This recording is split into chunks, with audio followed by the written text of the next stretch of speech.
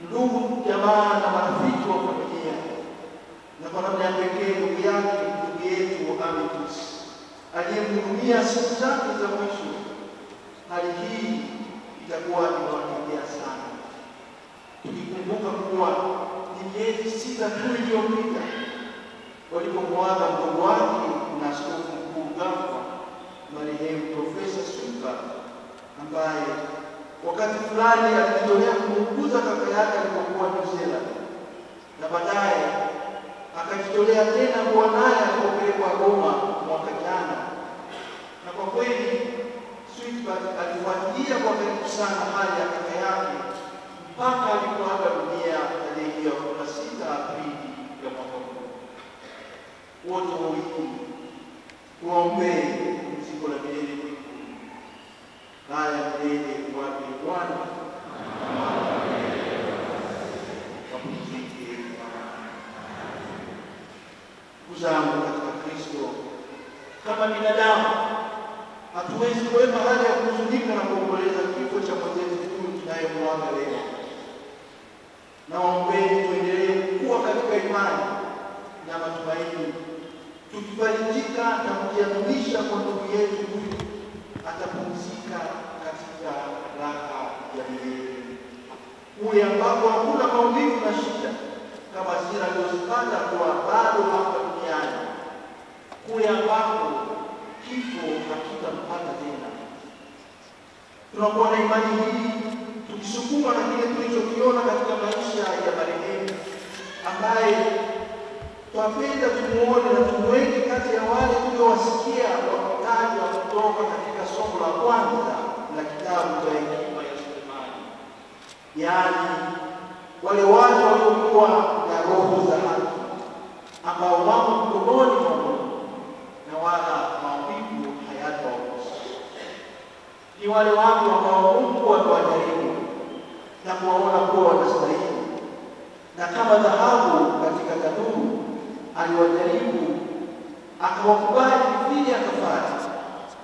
Wale ambao wakati wa kujiliwa kwao wanashangaa, na kama vivulivuli katika mabua makavu watapeta meta.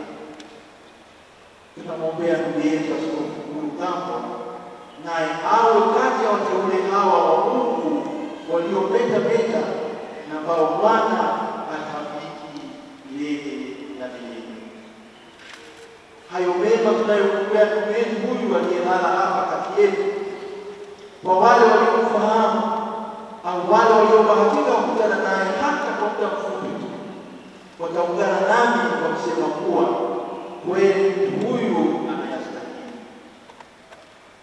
Na tufurahi kwa yale anayosema Yohana katika waraka wake wa kwanza tulisikia hivi punde, kuwa sisi tunajua ya kuwa tumepata na tumepita kutoka mautini kuingia uzimani, kwa maana tunawapenda ndugu.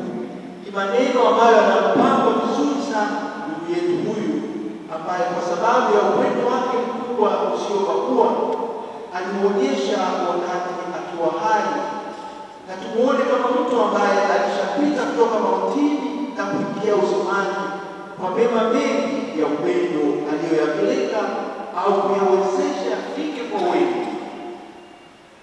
Askofu Mkuu Novatus hakuwa kama hawa wabaya wanaosema kwenye somo hilo, yaani wale ambao hawapendi na hivyo wakakaa katika mauti, wale wanaowachukia ndugu zao na kwa namna hiyo wakawa wauaji.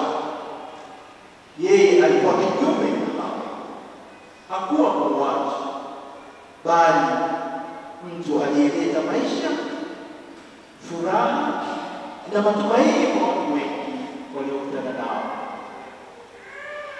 Wanajimbo la Bukoba, tukianza na maaskofu, mapadri, waweko wakfu na waamini walei, mnayafahamu hayo na mnaifahamu furaha na matumaini aliyowaletea watu mbalimbali yetu huyu Askofu Mkuu Novatus, kwa mema mengi aliyowatendea watu binafsi na jumuiya mbalimbali zilizoko hapa jimboni. Zimebaki alama nyingi ambazo kwazo na waomba tumkumbuke ufalme wake wa mbinguni kama anavyotaka yeye mwenyewe kwa wote waliyofanya mapenzi yake. Sitaki kuyataja mengi aliyoyafanya na ninayoyafahamu mimi yaliyo hapa jimboni, na hivyo hivyo ninavyomfahamu kaka yangu ndugu Marcus asingependa kusikia yanasema hayo aliyoyafanya, kwani hakuwa na tabia hiyo ya kujitangaza. Na ninajua kuwa aliyafanya hayo akusukuma na upendo wa pekee aliokuwa nao, na mengine yametajwa katika utangulizi ya maisha yake. Moja tu ambalo napenda niseme kuhusu hali na hili la upendo wake ni mchango wake mkubwa aliotoa kwa kulifanya kanisa hili kuu la kijimbo la Mama Bikira Maria mwenye huruma lipendeze na kuwa hivi kama ilivyo.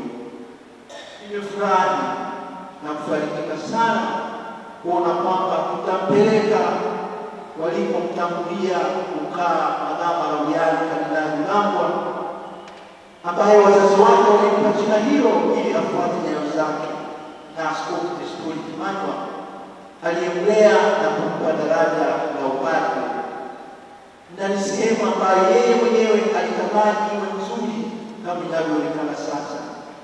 Asanteni sana kwa uamuzi mlioufanya wa kupenda aletwe na azikwe hapa. Kuzile mnoka mwakola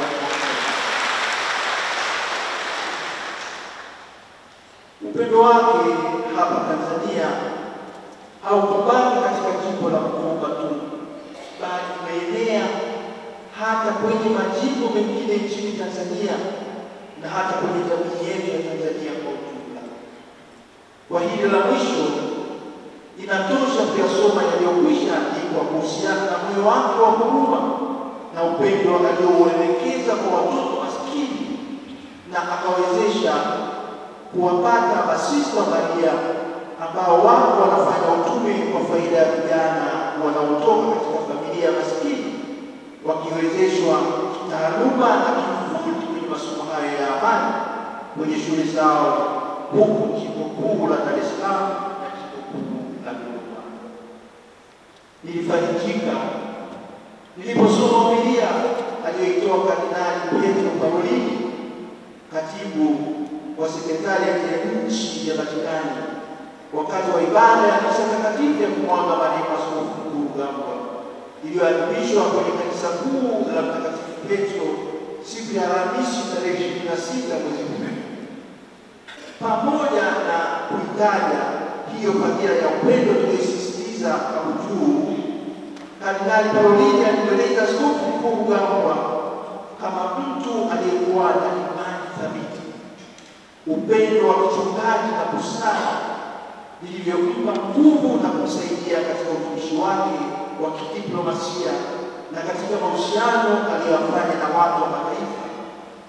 Mtu wa uadilifu, huruma, uvumilivu, unyenyekevu na mwenye kujitoa sadaka.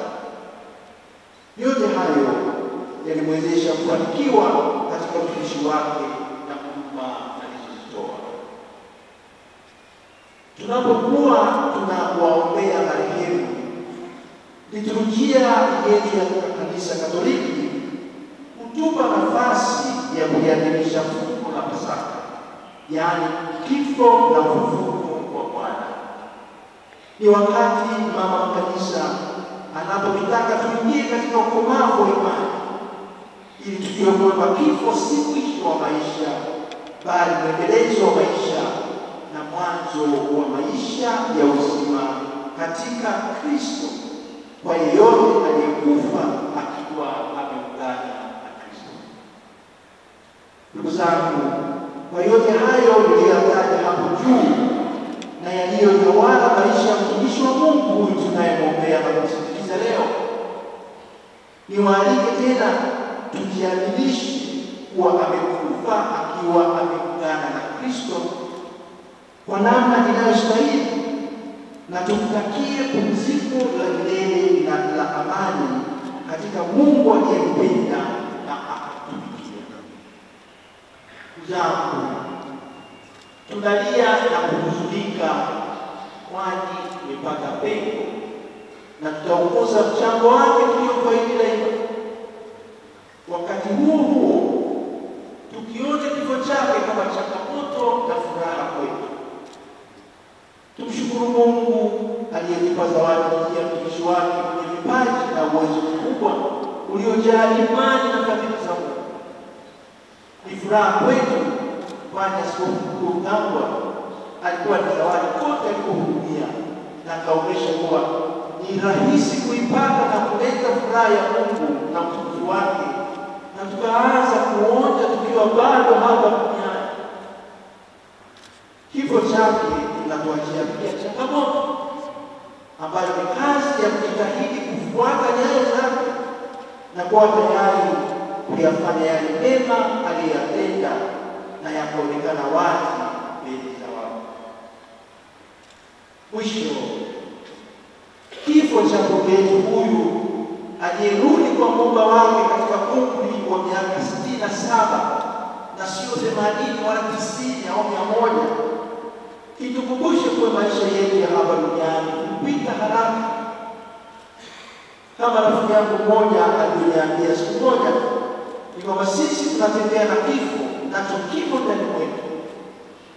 Tunapaswa kumbe tujiweke tayari daima, kama wale wanawali watano wenye busara tuliowasikia kwenye sehemu ya Injili ya Mathayo iliyosoma leo, ili kifo, yaani huyo bwana harusi, kinapokuja kitukute tukiwa tumejiandaa na tuwe tayari kuingia naye harusini huko kwenye furaha ya milele isiyo na mwisho. Basi ndugu zangu, tuendelee kujiandaa na kuwa tayari kwa ajili ya kukutana na Bwana wetu katika utukufu, tukiwa tumezijaza mafuta taa zetu, yaani kwa kuimarisha imani yetu, tukimshuhudia Kristo katika maisha yetu kwa maneno na matendo yenye kumpendeza Mungu na jirani, ili siku hii itakapofika tuipokee kwa furaha na kuwa tayari kuingia katika ufalme wake.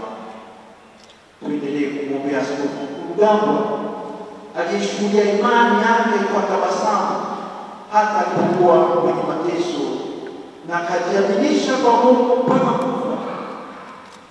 Tubaki tumeunganika naye na kifo kisitenganishe.